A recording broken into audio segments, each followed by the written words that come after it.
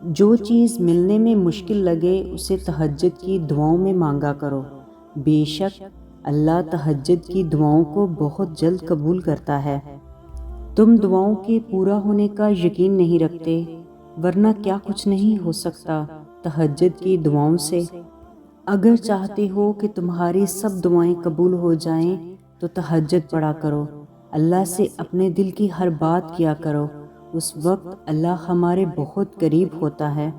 رات کے اس پہر اٹھ کر دکھ سنایا کرو، یقین کے ساتھ دعا کے لیے ہاتھ اٹھایا کرو، الفاظ نہیں ملتے تو بے بہا آنسو بہایا کرو، اس کو بتایا کرو کہ ابھی بھی منتظر ہو تم اس کے ایک کن کے، ابھی بھی معجزوں کی راہ تکتے ہو، کیونکہ جن کا ملنا دعاؤں سے ممکن نہیں ہوتا اللہ نے ان کے لیے تہجد کو وسیلہ بنایا ہے۔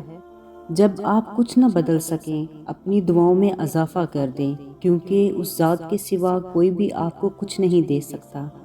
تہجد کے وقت ناممکن دعاؤں کی قبولیت بھی ممکن ہو جاتی ہے، اور یہ دروازہ صرف ان لوگوں کے نصیب میں ہوتا ہے جو واقعی اللہ کے محبوب ہوتے ہیں، جنہیں اللہ نے خود چن کر اپنی طرف لایا ہوتا ہے۔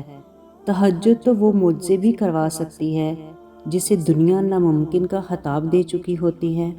تہجد میں تمہاری آنکھوں سے گرنے والے آنسوؤں کی لہر اور امید برے اللہ کے سامنے اٹھنے والے ہاتھ اور دعا میں گڑ گڑانے والی ہچکیاں، یہ سب اللہ سے تمہاری دعاؤں کی قبولیت کی سفارش کر رہی ہوتی ہیں، اور تمہارا کیے جانے والا تہجد کا ہر سجدہ اللہ سے تمہاری ہر بات منوا لیتا ہے۔ تڑپ کے سجدے میں یوں محسوس ہوتا ہے جیسے ناممکن کو ممکن کی امید مل گئی ہو، خدا کی محبت کا کنارہ مل گیا ہو، اور بہائے گئے آنسوؤں کو دعاؤں کا خسارہ مل گیا ہو، اور دعاؤں کے درمیان ہونے والی گفتگو سے تہجد کا سجدہ مل جائے۔ تہجد کی دعائیں دعا کرنے والے کو ہی بدل دیتی ہیں۔ کتنا حسین ہوتا ہے نا وہ لمحہ جب ہم سجدے میں آنسو بہا کر اپنے رب سے کچھ مانگیں اور وہ ہمیں کچھ دیر بعد ہی اس چیز سے نواز دے۔ اور جن دعاؤں کی ابتدا تہجد سے ہو ان کی تعبیر بڑی کمال کی ہوتی ہے۔ اللہ اپنے بندے کو کیسے خالی ہاتھ اور تڑپتا ہوا چھوڑ سکتا ہے؟ جس نے ہر حال میں بھروسہ رکھا ہو، کبھی نا امید نہ ہوا ہو اور دعا جاری رکھی ہو، پھر آزمائش کے دوران اللہ اس چیز کو تم سے دور کر کے بھی آزماتا ہے تاکہ تم تڑپ اٹھو اور اسے پانے کے لیے اپنے رب کے قریب ہو جاؤ۔ اور اگر آپ کو لگے کوئی چیز تقدیر میں نہیں لکھی تو پھر بھی دعا کرنی چاہیے۔ دعا کی طاقت کو کبھی کم نہ سمجھے، تقدیر اور قسمت سے زیادہ طاقت دعا میں ہوتی ہے۔ تم اللہ پر یقین اس طرح کرو کہ تم دعا مانگو اور معجزہ ہو جائے۔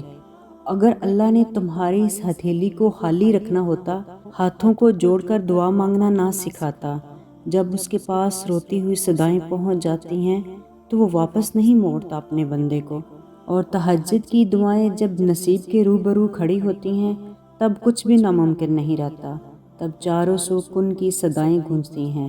جس چیز کی طلب تمہیں تہجد تک لے آئی ہے وہ چیز اللہ کبھی ادھوری نہیں چھوڑے گا، وہ نواز کے ہی رہے گا۔ تہجد کی دعا تو وہ واحد تیر ہے جس کے نشانے کا مقدر خطا نہیں ہوتا، اور اللہ کبھی بھی اس دل کو اپنے کن سے محروم نہیں رکھتا جو وقت تہجد اللہ کو منانا نہیں چھوڑتا۔ تم مانگنے میں حد کر دو، اللہ دینے میں حد توڑ دے گا، بے شک میرا رب دعاؤں کو سننے والا ہے۔